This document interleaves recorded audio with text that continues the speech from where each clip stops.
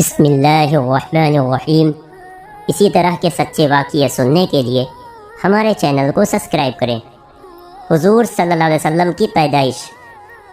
حضور صلی اللہ علیہ وسلم کی پیدائش سے پہلے ساری دنیا میں بہت زیادہ گمراہی پھیلی ہوئی تھی۔ عرب میں تو لوگ بت پرستی کے اتنے عادی بن چکے تھے کہ وہ جب بھی سفر پر جاتے تو اپنے ساتھ اپنے بتوں کو بھی لے کر جاتے تھے۔ ان میں گمراہی اور جہالت اتنی زیادہ تھی کہ وہ اپنی لڑکیوں کو زندہ دفن کر دیتے تھے تاکہ کسی کو اپنا داماد نہ بنانا پڑے۔ اس گمراہی کے دور میں حضور صلی اللہ علیہ وسلم کی پیدائش ہوئی، لیکن پیدائش سے 50 سال پہلے ہی سے آپ صلی اللہ علیہ وسلم کے لیے ماحول تیار کیا گیا۔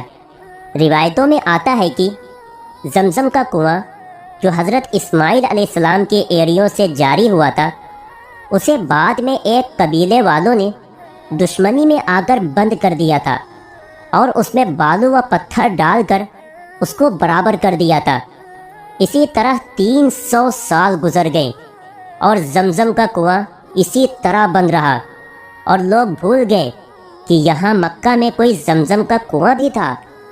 ایک دن حضور صلی اللہ علیہ وسلم کے دادا عبد المطلب رات میں سوئے ہوئے تھے تو انہیں خواب میں ایک انسان نظر آیا جو کہہ رہا تھا کہ پاک پانی کا کنواں کھودو۔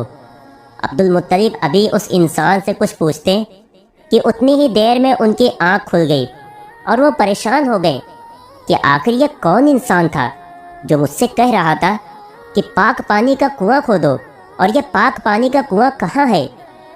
اگلی رات جب پھر سے سوئے تو وہی انسان انہیں پھر سے نظر آیا۔ وہ کہہ رہا تھا کہ پاک پانی کا کنواں کھودو۔ ابھی عبد المطلب اس آدمی سے کچھ پوچھتے کہ ان کی آنکھ پھر سے کھل گئی۔ تیسری رات حضرت عبد المطلب نے پھر سے وہی خواب دیکھا تو آج خواب ہی میں اس انسان سے پوچھنے لگے کہ آخر یہ پاک پانی کا کنواں کیا ہے اور کہاں پر ہے؟ اس انسان نے جواب دیا کہ یہ زمزم کا کنواں ہے جو تمہارے دادا اسماعیل کے لیے جاری کیا گیا تھا اور 300 سالوں سے بند پڑا ہے۔ اے عبد المطلب، تم صبح کعبہ شریف کے پاس جا کر بیٹھ جانا۔ ایک کوا آئے گا اور ایک جگہ پر 3 بار اپنی چونچ مارے گا۔ بس سمجھ جانا کہ زمزم کا کنواں اسی جگہ پر ہے۔ صبح عبد المطلب کعبے کے پاس جا کر بیٹھ گئے۔ کئی گھنٹے گزر گئے، دوپہر کا وقت تھا، لیکن ابھی تک کوئی کوا نہیں آیا تھا۔ وہ اٹھ کر اپنے گھر کی طرف جانے لگے، تبھی اچانک وہاں ایک کوا بولتا ہوا آیا اور پھر ایک جگہ پر 3 بار اپنی چونچ ماری اور اڑ گیا۔ عبد المطلب سمجھ گئے کہ وہ زمزم کا کنواں اسی جگہ پر ہے۔ حضرت عبد المطلب نے اسی وقت تمام مکہ والوں کو جمع کیا اور کہا کہ اے مکہ والو، وہ زمزم کا کنواں جو ہمارے باپ اسماعیل علیہ السلام کے لیے جاری کیا گیا تھا، وہ اسی جگہ پر ہے۔ مجھے خواب میں اللہ کی طرف سے بتایا گیا ہے کہ اس زمزم کے کنویں کو جا کر کھودو جو 300 سالوں سے بند پڑا ہے۔ یہ سن کر مکہ والے کہنے لگے کہ ارے عبد المطلب، کہاں تم ان چکروں میں پڑے ہو؟ اس زمزم کے کنویں کو بند ہوئے 300 سال گزر چکے ہیں، اب تو وہ بالکل ختم ہو گیا ہوگا، اور اس کوے کا کیا بھروسہ کہ ہم اس قدر محنت کریں اور پھر ہمیں کنواں نہ ملے تو ہماری تو محنت برباد ہو جائے گی۔ اتنا کہہ کر مکہ والے اپنے گھروں کو واپس چلے گئے۔ عبد المطلب نے کہا کہ اے لوگو، میں تو یہ کنواں ضرور کھودوں گا، مجھے اللہ پر پورا بھروسہ ہے۔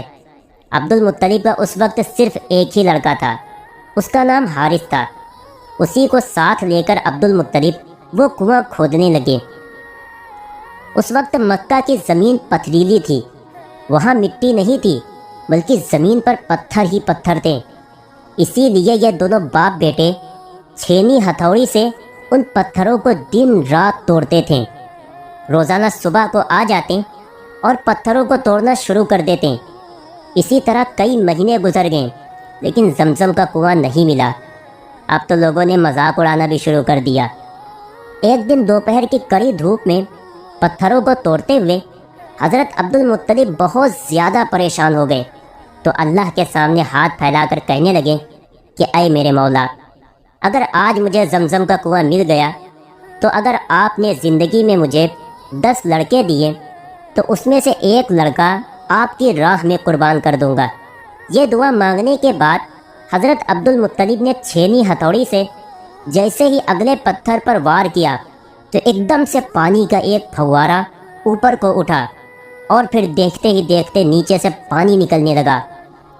پانی نکلتا دیکھ سارے مکہ والے جمع ہو گئے اور بہت خوش ہوئے، کیونکہ مکہ میں پانی آسانی سے نہیں ملتا تھا۔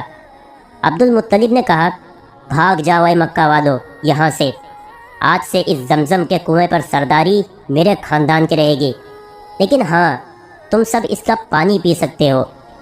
زمانہ گزرتا گیا۔ حضرت عبد المطلب کو اللہ تعالیٰ نے 15 لڑکے دیے۔ تو جب سارے لڑکے جوان ہو گئے تو ایک دن عبد المطلب نے اپنے سارے لڑکوں کو جمع کر کے کہا کہ اے میرے بچوں، جب میں زمزم کا کنواں کھود رہا تھا تو میں نے اللہ سے نظر مانی تھی کہ اگر یہ زمزم کا کنواں مجھ سے آسانی سے کھد گیا تو میں اللہ کی راہ میں ایک لڑکے کو قربان کروں گا۔ میرے بچوں، کیا تم قربان ہونے کے لیے تیار ہو؟ سارے لڑکوں نے کہا، ابا جان، آپ ہم 15 لڑکوں میں سے جس کا بھی ہاتھ پکڑ لیں گے وہ اللہ کی راہ میں قربان ہونے کے لیے تیار ہے۔ عبد المطلب کہنے لگے کہ میں ایسا نہیں کروں گا، یہ ناانصافی ہوگی، اس لیے میں 15 پرچیاں بناؤں گا اور سب میں لکھوں گا کہ اس لڑکے کو نہیں ذبح کرنا ہے، لیکن ایک پرچی میں لکھ دوں گا کہ اس لڑکے کو ذبح کر دینا ہے۔ اب وہ پرچی جس لڑکے کے ہاتھ میں آئے گی اسے اللہ کے لیے ذبح ہونا پڑے گا۔ سب نے کہا، ٹھیک ہے ابا جان، ہم تیار ہیں۔ پرچیاں بنا کر لٹائی گئیں۔ سارے لڑکوں نے اپنی اپنی پرچیاں کھولی تو سب کے میں نکلا کہ اس لڑکے کو نہیں ذبح کرنا ہے، لیکن جب حضور صلی اللہ علیہ وسلم کے باپ حضرت عبداللہ نے اپنی پرچی کھولی تو اس میں لکھا تھا کہ اس لڑکے کو ذبح کر دینا ہے۔ ذبح والی پرچی حضرت عبداللہ کے ہاتھ میں دیکھ کر عبد المطلب بھی تڑپ اٹھے، کیونکہ حضرت عبداللہ لڑکوں میں سب سے چھوٹے تھے اور بہت زیادہ خوبصورت تھے۔ عبد المطلب اپنے سارے لڑکوں میں سب سے زیادہ عبداللہ سے محبت کرتے تھے، اور مکہ والے بھی حضرت عبداللہ سے ان کی شرافت کی وجہ سے بہت محبت کرتے تھے۔ لیکن عبد المطلب سردار آدمی تھے، اس لیے اپنی زبان سے پیچھے نہیں ہٹ سکتے تھے۔ ایک چھری اٹھائی اور عبداللہ کو ذبح کرنے کے لیے کھڑے ہو گئے۔ جب مکہ والوں کو خبر ہوئی کہ عبد المطلب اپنے بیٹے عبداللہ کو ذبح کرنے جا رہے ہیں تو سارے مکہ والے جمع ہو گئے اور عبد المطلب سے بحث کرنے لگے کہ کچھ بھی ہو جائے ہم عبداللہ کو ذبح نہیں ہونے دیں گے۔ عبد المطلب نے کہا کہ اے مکہ والو، ہٹ جاؤ میرے راستے سے، میں اللہ سے نظر مان چکا ہوں کہ میں اپنے 10 لڑکوں میں سے کسی ایک کو اللہ کے لیے ذبح کروں گا۔ اتنی دیر میں عاص بن وائل، جو مکہ کے بڑے سرداروں میں سے تھے، وہ سامنے آ کر کھڑے ہو گئے اور کہنے لگے کہ اے عبد المطلب، آج چاہے تلواریں چل جائیں اور خون کی ندیاں بہہ جائیں، پھر بھی ہم عبداللہ کو ذبح نہیں ہونے دیں گے۔ عبد المطلب نے جب دیکھا کہ سارے مکہ والے ایک طرف ہیں اور میں اکیلا دوسری طرف ہوں تو کہنے لگے کہ اے مکہ والو، ایک شرط پر میں عبداللہ کو چھوڑوں گا، وہ یہ ہے کہ نجران میں جو ایک جادوگر عورت ہے، اگر وہ کہہ دے کہ عبداللہ کو نہ ذبح کرو تو میں ذبح نہیں کروں گا، ورنہ آج میں عبداللہ کو ذبح کر کے رہوں گا۔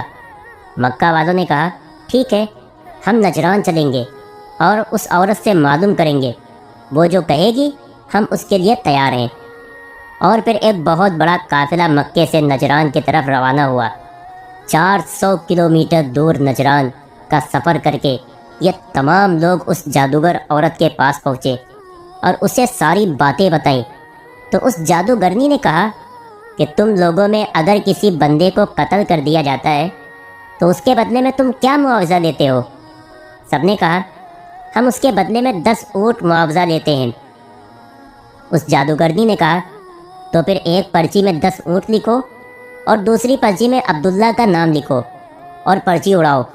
پھر عبد المطلب ان میں سے ایک پرچی کو اٹھائیں، اگر اس پرچی میں عبداللہ کا نام نکلے تو دوسری پرچی پر 10 اونٹ اور بڑھا دو اور عبداللہ کو بچا دو۔ اس طرح جب تک عبداللہ کا نام نکلتا رہے तब तक दूसरी पर्ची पर 10-10 ऊँट बढ़ाते जाओ, और जब खुलने वाली पर्ची पर ऊँटों का नाम निकल आए तो अब्दुल्ला को बचा दो और उतने ऊँटों को ज़बह कर दो। सारे लोगों को ये फैसला बहुत पसंद आया और फिर मक्का वापस आकर पर्चियाँ बनाई गई। हज़रत अब्दुल मुत्तलिब ने अपने 100 ऊँट सफ़ा पहाड़ के पास लाकर खड़े कर दिए और दूसरी तरफ हुजूर सल्लल्लाहु अलैहि वसल्लम के बाप हज़रत अब्दुल्ला खड़े हो गए। पर्चियाँ बनाकर उड़ाई गईं तो अब्दुल मुत्तलिब ने जब पर्ची खोली तो उसमें लिखा निकला कि अब्दुल्ला को ज़बह कर दो। ये पढ़कर दूसरी पर्ची पर 10 ऊँट बढ़ा दिए गए और दोबारा पर्ची उड़ाई गई तो फिर से अब्दुल्ला का नाम निकला। ये देखकर दूसरी पर्ची पर फिर से 10 ऊँट बढ़ा दिए गए। करते करते 90 ऊँट बढ़ा दिए गए, क्योंकि हर बार हज़रत अब्दुल्ला ही का नाम निकलता जा रहा था कि इन्हें ज़बह कर दो। आखिर में हज़रत अब्दुल मुत्तलिब ने कहा कि ऐ लोगो, ये आखिरी बार होगा। अगर इस बार भी अब्दुल्ला का नाम निकलता है तो मैं अब्दुल्ला को ज़बह कर दूंगा। सभी लोग खामोश खड़े थे। अब्दुल मुत्तलिब भी बहुत परेशान थे कि शायद अब अल्लाह की मर्ज़ी है कि अब्दुल्ला को ज़बह कर दिया जाए। और फिर इस आखिरी बार भी एक पर्ची पर 100 ऊँट लिखा गया और दूसरी तरफ हज़रत अब्दुल्ला का नाम लिखा गया और पर्ची उड़ाकर उठाई गई तो उसमें लिखा हुआ था कि 100 ऊँट ज़बह करो।